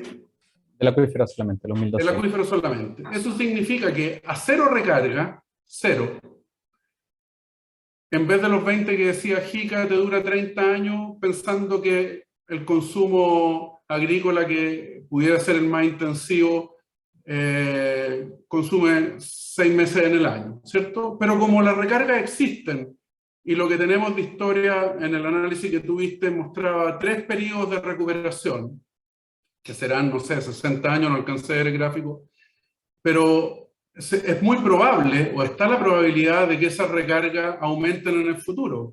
Así como disminuyen, pueden aumentar, ¿cierto? El cambio climático además dice que la zona norte debería ser más lluviosa que lo que nos está ocurriendo en la zona centro. Entonces, visto de esa manera, tú parte de la explotación del agua subterránea la podrías recargar a nivel de los 100 y algo litros por segundo que salen en la desembocadura y sujetar la cuña salina. Y el resto, explotarlo más masivamente hacia aguas arriba, hacia el interior. Y poder llevar un control de niveles del acuífero para esa explotación masiva de los 1.200 o quizás más, que tuviese situaciones de equilibrio futuros, que no necesariamente tienen que ser el mismo de hoy día, y que en el fondo pudiesen ser recargados, incluso naturalmente, con situaciones de aumento de la recarga futura. En ese esquema, que es como se manejan los embalses superficiales, uno podría trabajar un manejo de los embalses subterráneos teniendo una información, digamos, espacialmente satisfactoria de las variaciones de niveles, con control de extracciones, etc. ¿Cuál es tu opinión sobre esa mirada, digamos? O sea, gracias por tu pregunta, Eugenio.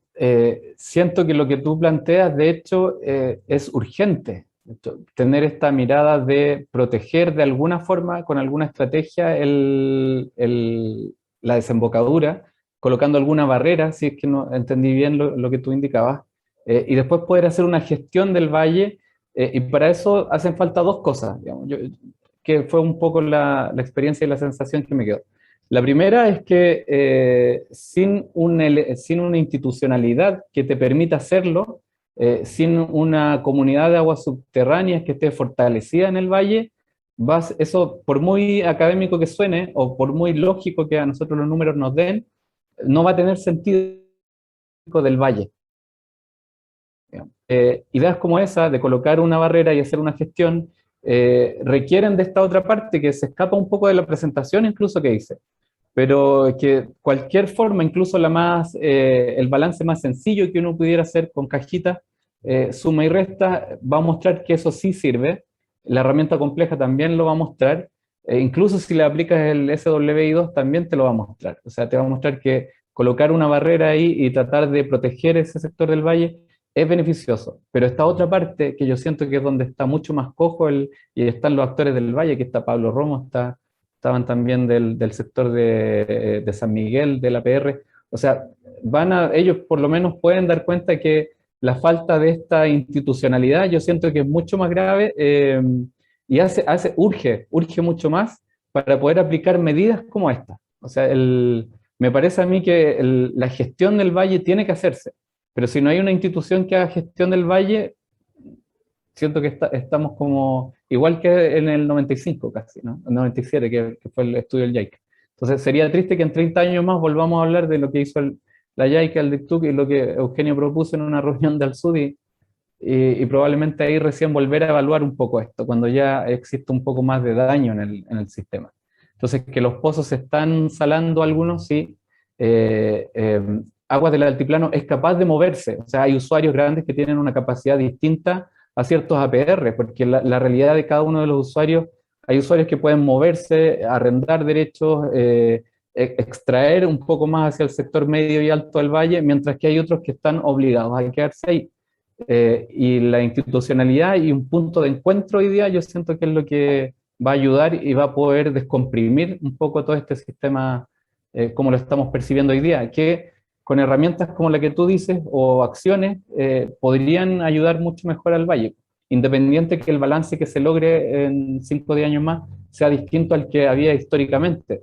Porque si uno lo piensa así en estricto rigor, si uno quiere llevar el balance a foja cero en estado natural, va a ser mucho más bajo, porque no están todos estos litros por segundo que entrega la ineficiencia del riego. O sea, el riego y este trasvase de agua desde el Lauca alimenta y recarga también en forma positiva el acuífero. Entonces, independiente que después se llegue a un balance distinto, siento que estamos como más faltos de institucionalidad más que de ideas. No sé, por ahí va un poco mi sensación, no sé, la gente que está aquí del Valle. Gracias. Yo comparto tu criterio. Sí. Hacia allá era estar enfocado en las modificaciones del código de agua. Varios lo compartimos. Muchas gracias, Pedro, Eugenio. Nicolás Bravo, tienes la manito levantada. Hola, ¿qué tal? Muy buenas tardes a todos. Muy agradecido por la presentación de Pedro. Yo de alguna manera soy parte del equipo que también está trabajando, que Pedro lo mencionó en su momento, que está trabajando en el Valle de San José para la conformación de la comunidad de agua subterránea. Y a partir de la presentación de Pedro vemos dos cosas bien puntuales que quizás también hay que reafirmar y hay que reforzar.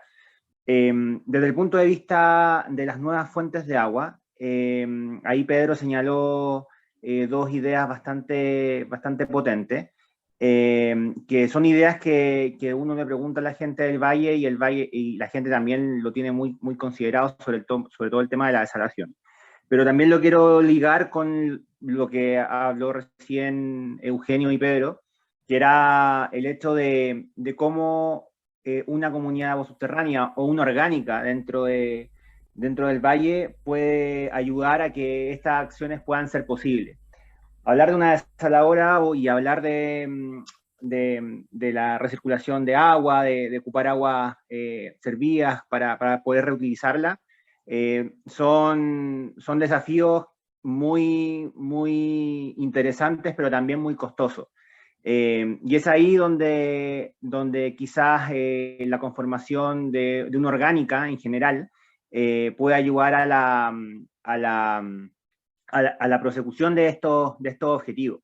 Entonces, planteo una pregunta a Pedro en ese sentido, desde el punto de vista de qué tan posible en cuanto a plazo puede ser lograr estas medidas de nuevas fuentes de agua, considerando el deterioro del acuífero, y también apuntar a la gobernanza del valle, apuntar a que no solo es la conformación de la comunidad agua subterránea, sino que también una mancomunión entre la comunidad agua subterránea, entre las juntas de vigilancia que estén alrededor y entre los organismos públicos que también estén dentro de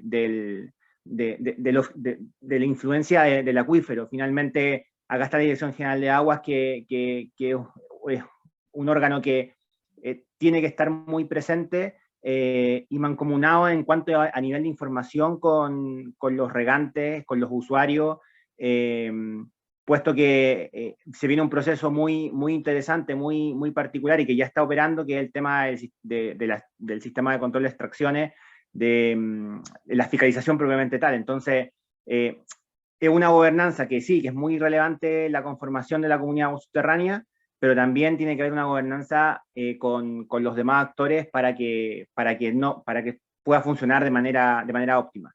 Entonces, en resumen, eso, y plantear la pregunta a Pedro si qué posibilidad o cómo lo ve él en un mediano o un largo plazo la instalación de estas nuevas fuentes de agua. O sea, hay dos cosas, Nicolás, gracias por tu intervención porque creo que resumiste bastante bien la necesidad y la urgencia y la manera en la que debiera comunicarse y actuar, digamos, esta nueva institucionalidad o esta nueva comunidad. Para mí todas las medidas, en lo personal, después solamente de ver el diagnóstico, eran para ayer, digamos. Entonces yo no pensaría en decir que esto debiera ser necesario implementarse en 5 años más, al menos en 10 años más. Sí, todo aquí estamos un poquito encima del tiempo en el caso del Valle de Zapa.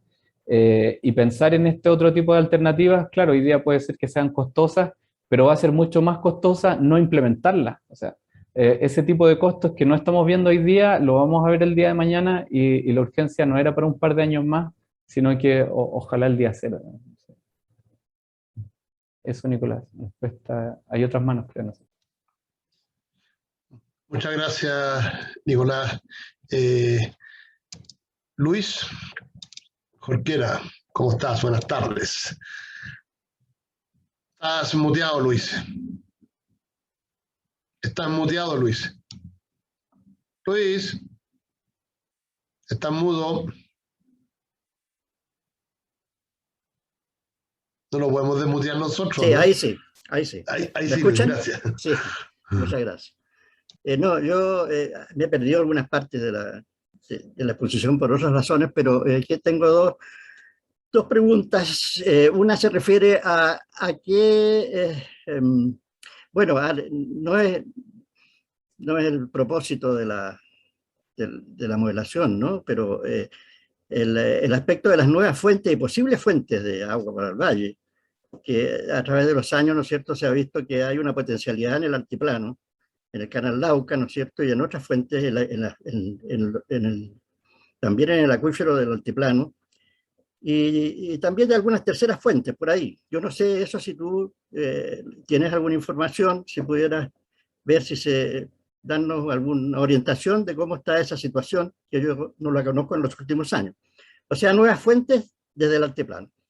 Y la segunda cuestión es que no sé, y si pudieras tú indicarnos cómo ha sido el monitoreo y la conclusión respecto de las crecidas del río San José. Y cómo podrían aportar. Es posible que la recarga no sea muy, digamos, eficiente respecto de las crecidas del río, pero las crecidas del río son enormes.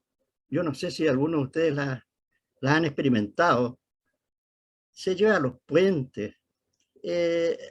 Ha sido siempre una tradición y un reflejo de que nunca hemos podido medir bien la cantidad de agua que se vierte en el mar.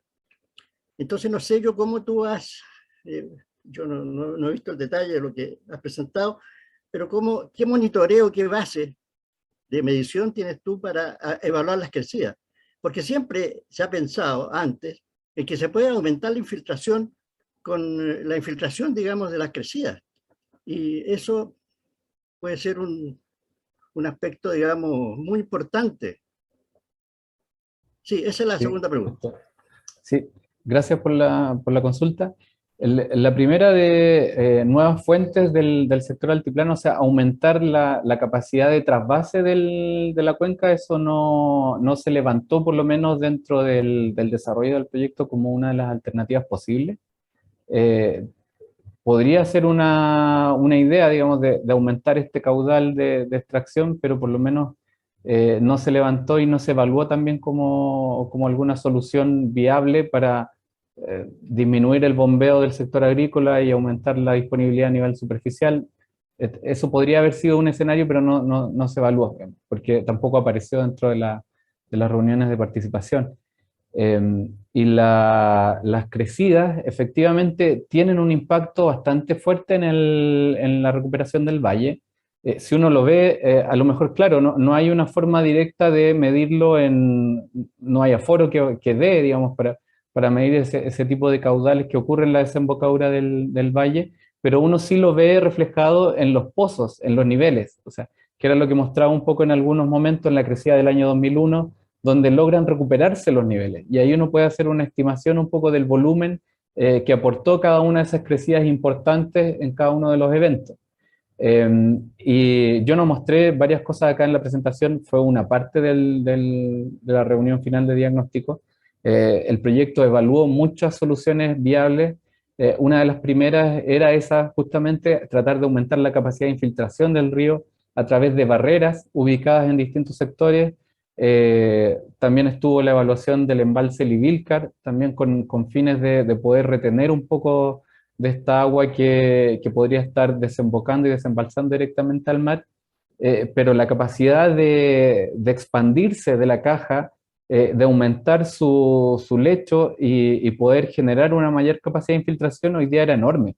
O sea, y esa era una de las grandes ventajas que tenía y de los grandes problemas también, porque implican desafíos desde el punto de vista del diseño de obras para este tipo de cauces, digamos.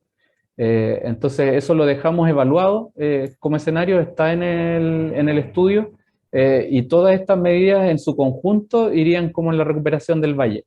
No sirve una por sí sola, o sea, solamente desalar y ahí bajar un poco el consumo, como que no es solamente una de las vías las que hay que implementar, sino que ojalá la mayor cantidad de alternativas que puedan ser implementadas. Ese era un poco el resultado que nos quedó como conclusión. Bueno, yo creo que es interesante que se profundice en esas dos opciones, ¿no? Tanto la de la recarga proveniente de arriba. Yo sé que hay problemas geopolíticos en eso, pero también hay estudios que revelan, digamos, las capacidades que hay hídricas en todo ese sector. Y respecto de las crecidas y los sobrantes, también es una realidad, o sea, más allá de que no existan los datos, es una realidad que todos los que hemos estado en esos momentos hemos visto que hay una gran, enorme pérdida de agua en el mar. Y que eso es otro asunto que tener en cuenta para no desesperarse tanto porque se nos vaya a infiltrar, se nos vaya a terminar el agua. Eso. Gracias, Luis, Pedro. Pablo Romo. Hola, hola, ¿qué tal? Buenas tardes a todos. Hola, Pedro, mucho gusto, gracias por la invitación. Mira, al igual que Nicolás, nosotros estamos trabajando en el programa de fortalecimiento para la comunidad de agua. Quiero agradecer también a don Walter de la APR San Miguel que está acá, a don Raúl Lombardi también, director provisorio de la comunidad, don Luis Cañipa, don Ibar Galdi. Bueno, en fin, un montón de usuarios que se han ido sumando esta última semana con gran interés y participación y empoderamiento en esta problemática, sobre todo en el resguardo del acuífero. Y con gran interés, digamos, con el monitoreo de extracción efectiva, con el sistema, ¿cierto? De hecho, con el programa ya instalamos un par de unidades demostrativas con el sistema completo, ¿cierto? Con el sensor de humedad de hidroeléctrica, ¿cierto? Con el caudalímetro electromagnético y con el data logger con transmisión, donde los usuarios han ido, digamos, dando cuenta del caudal, cómo se va moviendo el caudal y cómo van algunas fluctuaciones, digamos, qué pasa ahí dentro de sus predios con la bomba cuando baja el caudal de 9 litros por segundo a 4 litros por segundo, por ejemplo, los usuarios regantes. La APR con don Walter, donde instalamos la segunda unidad demostrativa, la instalamos ahí, como tú sabes, Pedro, es un centro cívico en ese sector. Por lo tanto, nos parece una súper buena idea instalar ahí la otra unidad demostrativa, porque queda el acceso de todos los regantes que viven por ahí y accesible también. Don Walter de la APR San Miguel con su equipo se han dado cuenta de que, por ejemplo, en las noches, en las noches de 1 de la noche hasta las 5 de la mañana hay cero consumo, pero de repente hay una alarma, una alerta de la bomba que está funcionando. Entonces, ¿a qué voy? A que ya son capaces de empezar a tomar decisiones, nosotros fortaleciéndolo en la herramienta, en los gráficos, ¿cierto? Gráficos de caudal, de nivel estático dinámico y gráficos de volumen acumulado. Entonces ellos ya están en condiciones de poder tomar decisiones en cuanto a la gestión del agua, pero interna. Ya con esta introducción, mi pregunta va a lo siguiente. Hay 2 unidades demostrativas instaladas, por ahí también mostraste algunas tú en las fotos, pero tú sabes que no son tantas considerando el espectro de puntos de captación o el universo de puntos de captación que existen en el valle. Mi pregunta va para allá, ¿qué bondades o qué beneficios le ves tú a que la gran mayoría de los puntos de captación tengan instalado este sistema de monitoreo de extracción efectiva o telemetría para medición de caudales, en cuanto a lo que tú estás haciendo, en cuanto al manejo o la sustentabilidad del acuífero? Más para allá va asociar mi pregunta para saber si estos datos masivos, por decirlo así, van a venir a incorporar un dato más robusto o con mayor determinación. Pablo, o sea, Eso, Pedro. es que yo creo que ese punto es súper valioso, porque en el fondo toda la reconstrucción histórica de extracción efectiva, que es la que uno aplica en el periodo histórico, la hace en base a estimaciones indirectas, no en base a mediciones reales, que sería la diferencia de empezar a actuar hoy día con datos reales, datos de cuánto fue lo que se midió en ciertos sectores, porque hay otro universo que no está reportando, que es el universo que no tiene derecho asignado, que sí está haciendo uso del recurso. Entonces, ese universo que no está haciendo uso del recurso, tú no lo puedes medir directamente. Y cuando tú haces esta reconstrucción histórica de cuánto consumió el sector agrícola, de cuánto consumió el sector potable, te queda ahí un delta, y ese delta, que es los usuarios que no están regulados, que por cierto tienen bastante bien catastrado en la unidad de fiscalización de la DGA, te queda ahí con esa incógnita. Entonces, esa es una fuente de incertidumbre que, como tú dices, le va a entregar mucho más valor a la información del valle, tener controlado a todos sus usuarios, que ellos mismos se autocontrolen un poco, y ahí vas a poder por lo menos estimar. Nosotros hicimos en el diagnóstico estimaciones indirectas, pero aquí con esto podría fortalecer mucho más de cuánto es el volumen de agua que se estaría extrayendo en forma ilegal. Irregular, claro, mediante vías no lícitas, porque si bien la DGA te entrega información de cuáles podrían ser los puntos y los sectores que ellos fiscalizan, con mucha ayuda también de otras instituciones como la PDI, no hay una estimación del volumen. Y claro, ese problema de no tener la estimación del volumen no te permite cuantificar cuánto es el daño real que están efectuando este tipo de usuarios, porque al final los usuarios que tienen derechos otorgados eran los que más se le cargaba encima como las responsabilidades, o sea, de tener un cierto tipo de infraestructura, de tener un monitoreo de tales características, y ellos mismos se quejaban un poco ¿y qué pasa con los otros usuarios que no están controlando? ¿Cierto? Entonces, toda esta información en el fondo, cuando se empiece a consolidar en un muestreo bastante grande, nos va a permitir también estimar este otro universo de consumo, digamos, que no está Yo te regulado. agradezco la respuesta, coincido completamente contigo, es casi el mismo relato. De hecho, con los usuarios, yo lo comentamos el otro día en un par de reuniones, el hecho de que una vez que se empiezan a acumular los datos cada 60 segundos, días, semanas, meses, ¿cierto? Van a haber ciertas constantes que ellos se dan cuenta que de repente está bajando el nivel, ¿cierto? Más de lo que usualmente está bajando, y eso se podría, quizás digo yo, desde mi ignorancia, quizás que se podría atribuir a una extracción irregular, si también le está pasando al vecino que sí está con el sistema de monitoreo y al otro vecino y al otro vecino. Y en conjunto quizás, como mencionas tú, quizás entregar un primer dato duro de cuánto sería una extracción irregular en conjunto del acuífero versus la que sí está regulada con el sistema de monitoreo de extracción efectiva. Así que te agradezco mucho, quería saber mucho tu opinión, a ver si coincidíamos, y te lo agradezco. Gracias. Muchas gracias, Pablo, Pedro. ¿Más consultas? Eugenio Tengo a tiene la Eugenio mano levantada. nuevamente con un comentario. Gracias. Mira, sobre lo que acaban de conversar, que me parece súper interesante, porque además nosotros como al sur, ya hace cerca de 10 años, o tal vez más, como a la altura, sí, no sé, da lo mismo, hicimos un planteamiento que apuntaba a resolver el problema de las extracciones irregulares.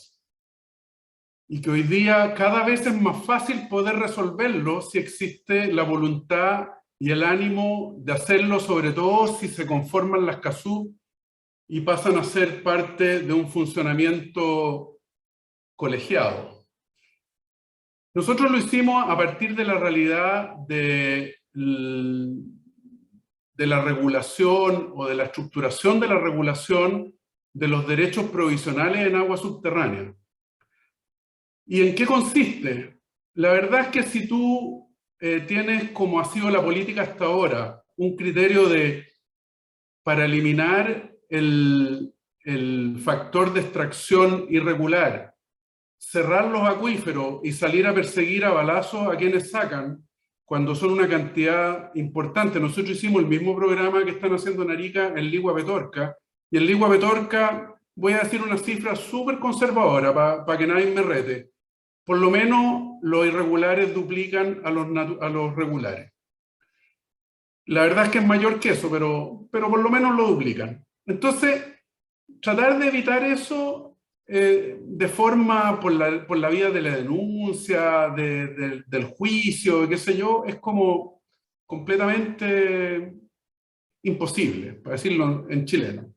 ¿Cuál fue nuestra propuesta? Y que es una propuesta que seguimos pensando, y yo la tengo considerada como una forma extraordinariamente eficaz de resolver, es mantener el concepto legal de los acuíferos como área de restricción en vez de zona de prohibición, que se constituyan las CASU de manera de ordenar a todos los que son usuarios regulares, todos con sistemas de extracción y control de forma permanente o periódica, y incorporar a todos aquellos que son usuarios irregulares hasta un determinado momento a las CASU con autorización de parte de la autoridad de constituirse como derechos provisionales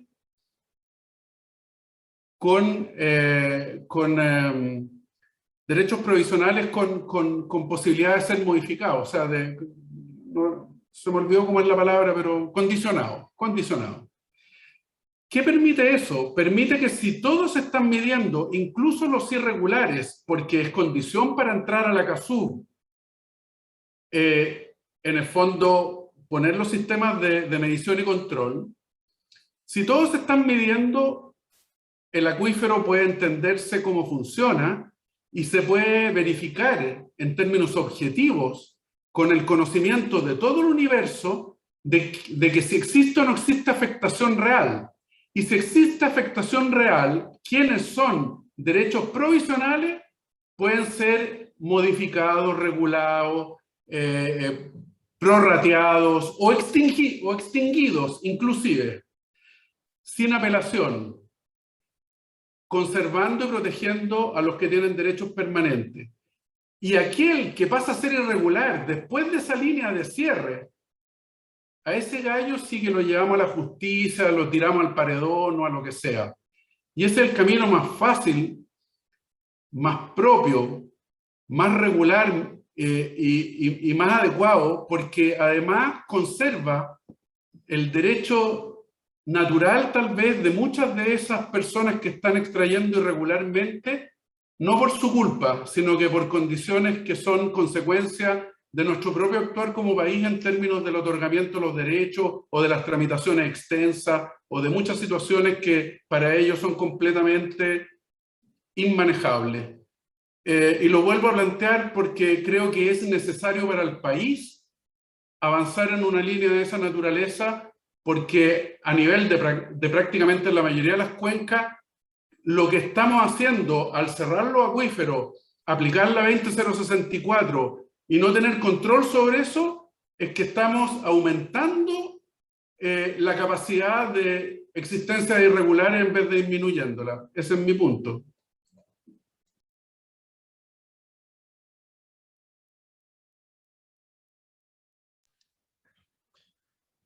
¿Comentarios al respecto? Pablo, ¿tú quieres comentar algo? Solo puedo agregar que lo que acabo de señalar está todo dentro de la ley y el Código de Agua actual. Se necesita voluntad política, administrativa y capacidad de gestión de los usuarios.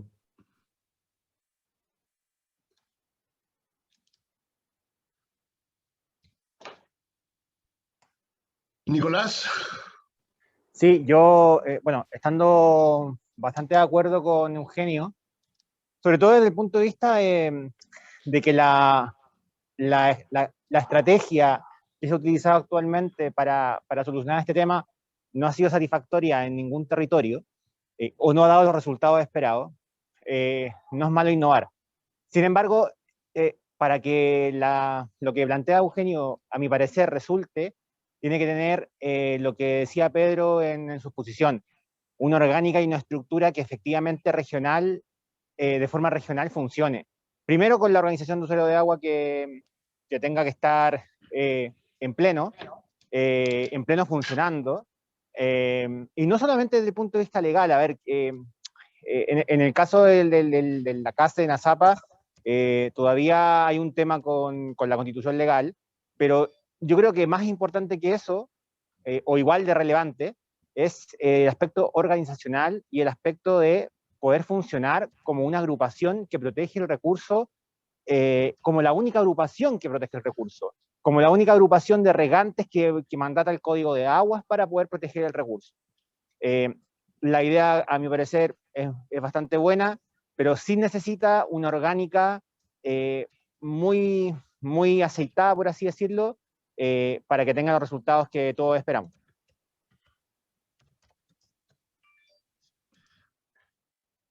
Gracias, Nicolás. ¿Alguna otra consulta? No queremos abusar de nuestro orador. Rodrigo.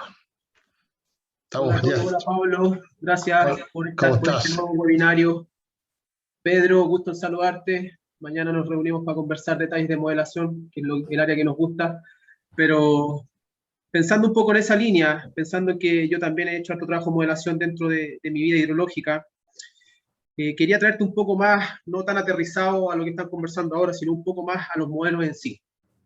Y pensando en general que todos los modelos son simplificaciones de la realidad y que no existe el modelo perfecto, quería preguntarte un poco en esa línea de cómo se podría manejar la incertidumbre que viene propiamente tal del modelo en los resultados.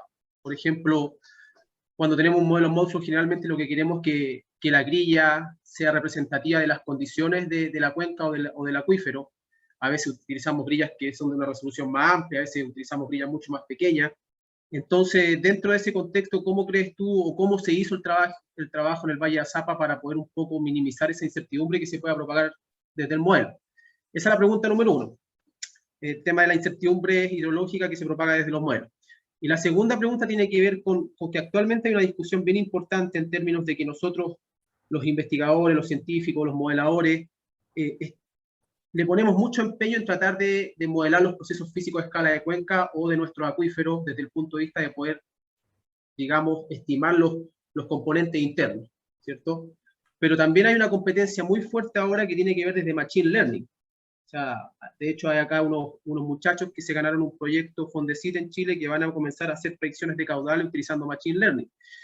Y la pregunta ahí tiene que ver con qué preferimos nosotros o qué le podemos entregar a la sociedad en general, desde el punto de vista de decir, si yo quiero modelar caudales, yo puedo crear un modelo Machine Learning que sea quizás no tan sofisticado como un modelo de base física, pero que me va a dar una respuesta quizás mucho más precisa de lo que estoy buscando o comparado con un modelo de base física. Entonces, ¿qué preferiríamos nosotros? ¿Dar una respuesta final que sea mucho mejor o dar una respuesta final que no sea tan buena, pero ser capaz de, digamos, simular estos procesos internos, estos procesos físicos, hidrológicos internos que nos da el modelo propiamente tal? Entonces, esas son las dos preguntas más o menos a grandes rasgos. Gracias, Pedro. Ok, no, gracias a ti, Rodrigo, por la consulta. Mira, la primer fuente de incertidumbre que teníamos nosotros en el caso del diagnóstico del valle tiene que ver con lo mismo que estábamos hablando anteriormente, con el monitoreo de controles efectivos. ¿Cuánto realmente extraen los agricultores? ¿Cuánto realmente extraen para la producción de agua potable? Afortunadamente, para la producción de agua potable, tienen toda la información que se le da a la Superintendencia de Servicios Sanitarios y son los caudales de salida, estos los que principalmente van a alimentar tu modelo para ver qué tan bien o qué tan mal te está respondiendo. Entonces nosotros, para la parte agrícola y para los otros usos, distribuidos también a lo largo del valle, se hizo una campaña de catastro de pozos para verificar dónde estaban ubicados y qué estaban captando realmente, cuál era su uso. Y esa fue una de las principales fuentes de incertidumbre que tratamos de disminuir a lo largo del proyecto. O sea, se logró armar una herramienta así, integrada completamente, porque también había una historia de modelación en el que no era una que venía con cero trabajo, o sea, hay mucho trabajo aquí, que hizo de los estudios anteriores del plan director del río San José, creo que se llama así, del estudio también de Yali Cabrera que se había realizado antes en la zona. O sea, había también mucho levantamiento previo que pudo enriquecer el conocimiento de la geología, de la distribución de los estratos, de dónde estaban extrayendo realmente los pozos, y todo esto dio como fruto este modelo integrado. O sea, no se podría partir de cero, pero la principal fuente de incerteza tenía que ver con esa, y en base a eso se hicieron algunos supuestos. O sea, ¿qué pasa si es que aumentamos al doble esta extracción efectiva? Estoy diciendo un número. Se aumenta una cierta cantidad de X la extracción efectiva. Y ahí se vio que efectivamente mejoraba mucho más la respuesta y se asemejaba mucho más a los niveles de observación históricos. Entonces, ¿qué te quiere decir eso en el fondo? Que esto mismo que estábamos hablando antes de la falta del monitoreo de control efectivo y también de tener no cuantificados estos usuarios externos, o sea, llamarlo como usuarios externos, pero usuarios no titulares de derecho, por colocarle un nombre, es en el fondo todo lo que te está afectando principalmente en este caso específico, digamos, ¿ya? O sea, podría haber otros casos de otras cuencas donde se haga un análisis de incertidumbre mediante otras vías que son las clásicas, pero también hay que tener en cuenta que primero ver si es que el plan o el estudio o el proyecto te da espacio para eso o no, digamos. Entonces, hay que ver un poquito esas dos vías, y a lo mejor probablemente lo único que logres hacer es un análisis de sensibilidad, nomás, donde vas a tener un cierto rango de variación y sería, digamos. Entonces, pero lo base, acá en el caso del Valle Azapa, tiene que ver con los usuarios no controlados, o sea, con estimar la serie histórica de los usuarios que ya tienen derecho, y después a eso súmale los que no tienen derecho. Esa era una de las principales fuentes de incertidumbre. Y lo segundo, lo de Machine Learning, me parece que primero hay que pasar por también todo este otro monitoreo. O sea, si no tenemos monitoreo con una data histórica importante, es muy poco lo que vamos a poder aprender a través de esa vía. Entonces, el trabajo que están haciendo ahí con la constitución de la CAS, el trabajo que están haciendo en implementar de tecnologías a los pozos, el trabajo que están haciendo de poder transmitir esa información después a un servidor, eso tiene que también tener una maduración en el tiempo y tener por lo menos unos buenos años de medición para poder decir después yo de estos datos puedo aprender, digamos. Y en el caso del Valle, yo creo que es crítico y es clave la labor que están realizando hoy día, de hecho. Entonces, eso ojalá que se multiplique lo más posible a la mayor cantidad de usuarios y a partir de eso después podamos testear nuevas técnicas. Eso es lo que te puedo comunicar hasta ahora.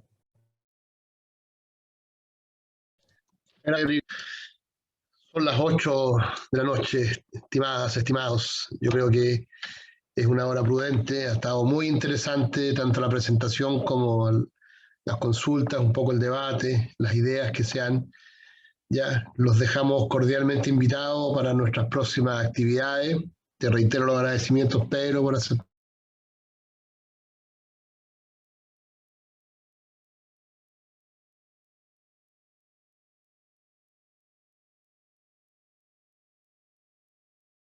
forma nuestras redes sociales, insisto, divulgar algo, hacer una convocatoria en torno al uso y gestión del agua subterránea, que es nuestro único norte. Nosotros lo único que queremos es apoyar el conocimiento, apoyar la regulación, ¿verdad? Apoyar el uso sustentable del agua subterránea. Nos han permitido de alguna forma enfrentar esta sequía. Estos últimos 10 años han sido un pilar importante de abastecimiento y por supuesto no son ilimitadas y tenemos que manejarlas, cuidarlas, porque, ¿verdad? Pero también tenemos que verla como un recurso que nos ha permitido el desarrollo en algunas oportunidades y sobre todo en este último tiempo. Así que muchas gracias a todos. En verdad que estén muy bien. Gracias a ustedes, Pablo, por la invitación. Chao, chao. Chao. Felicitaciones.